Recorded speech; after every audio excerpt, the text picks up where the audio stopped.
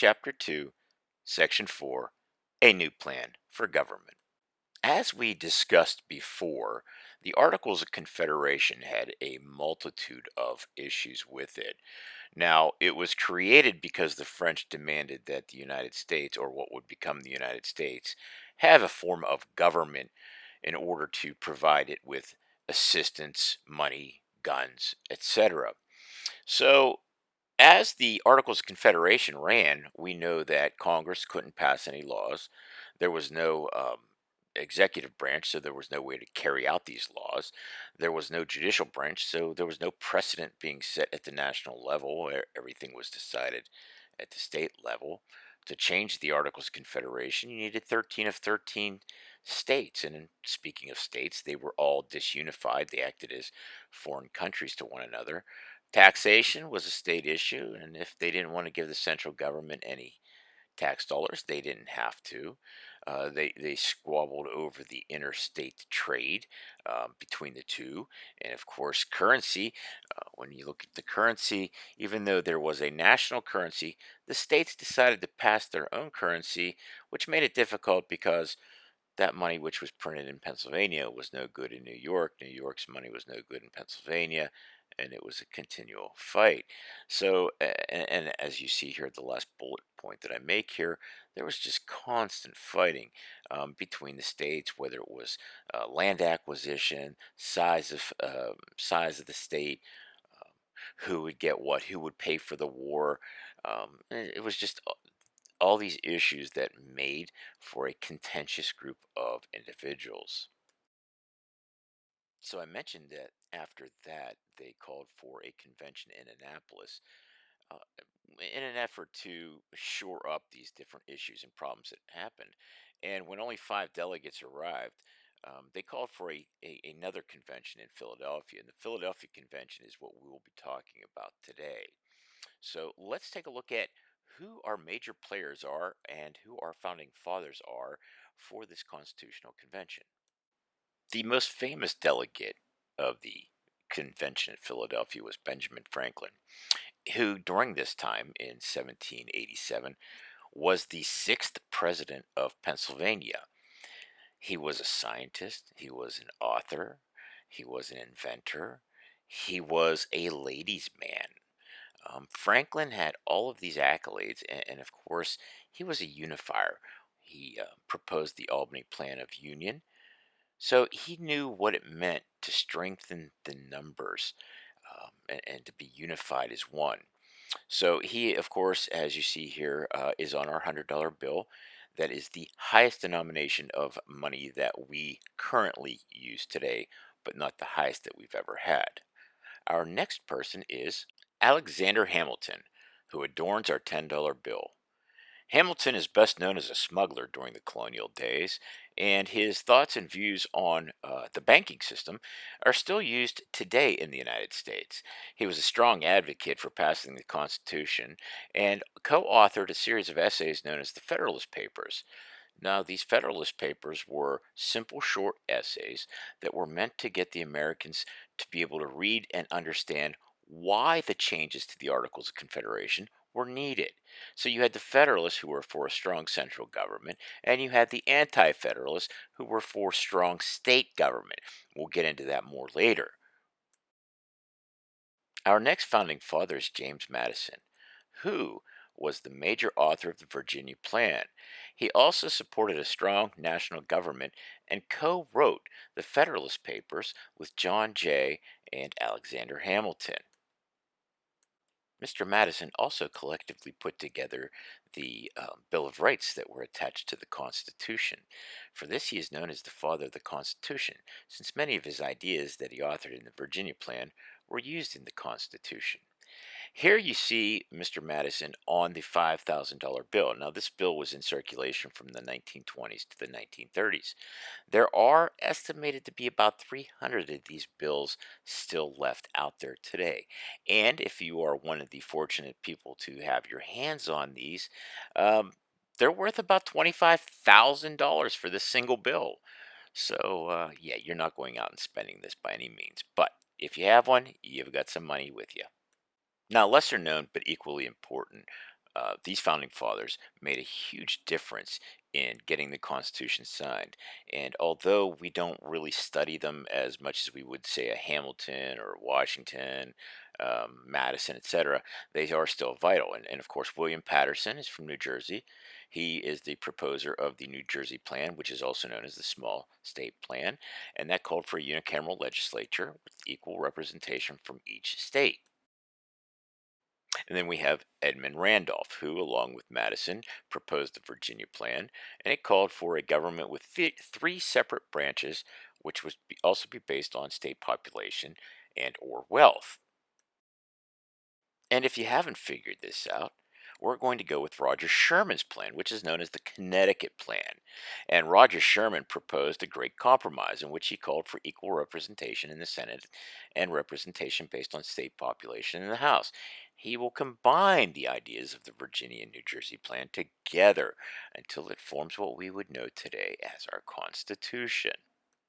So let's take a look at what we do know. On May 25th, 1787, the Constitutional Convention begins in Philadelphia, Pennsylvania. 12 of 13 states are present. Rhode Island does not show up because they feel that they are not going to be represented because they are a small state. The meetings were held in strict secrecy. There was no press. Of course, there's no radio or television back then. Why do you think that the meeting was held in strict secrecy? Why do you think that these men weren't allowed to see their wives or to tell their wives anything or their mistresses or girlfriends? Um, why is it that what we do know comes from a few of the journals or diaries that were kept? Well, one of the things is that nothing would get done if it wasn't held in secrecy. Imagine if you're planning a new government, everybody will want to have some say in it, and that couldn't happen. Uh, 55 delegates did attend this convention. One third of those had served in the Continental Army, and those who did attend were known as framers. Eight of these people had signed the Declaration, and George Washington was um, put in charge as the president of the convention.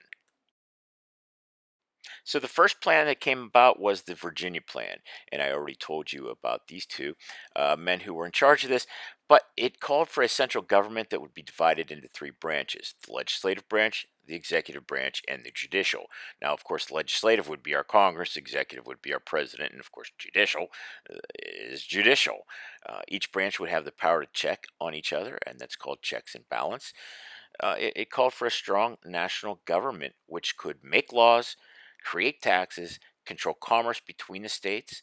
It also had the ability to override state laws. And real quick on this one, this is still true today, folks.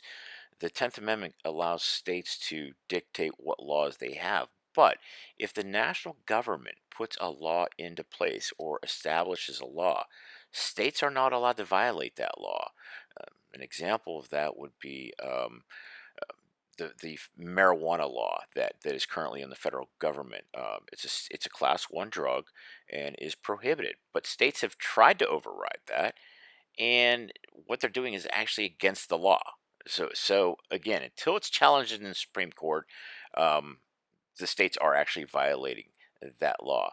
And last, they called for a bicameral legislature, which would mean bi meaning two, cameral meaning house, two house legislature. You have the House of Representatives and you have the Senate. Senate would be the upper house. House of Representatives would be the lower house. So the antithesis to the large state plan would be the small state plan or the New Jersey plan. And it called for a strong central government as well. It also called for three branches, but it called for a unicameral legislature, uni being one, cameral meaning house, so a one house Congress. And in this situation, everybody got one vote. So again, there's no power struggles here. Everyone has one vote. And you can see where this is going to go. States with a large population believe that they're not going to represent their people well. If the states who have a fewer population are having equal votes, and you can see the struggle and the problem that we're going to have. Enter Roger Sherman's Connecticut Compromise, which will be known as the Great Compromise. And of course, I told you last week that when we talk about compromises, the United States is founded on compromises until the 1940s. Heck, you can even say the 1960s. Anyhow, let's get back to this. So it's going to combine elements from both plans, both the Virginia plan and both the New Jersey plans. It's going to call for a bicameral legislature. So you have the lower house, which would be the House of Representatives.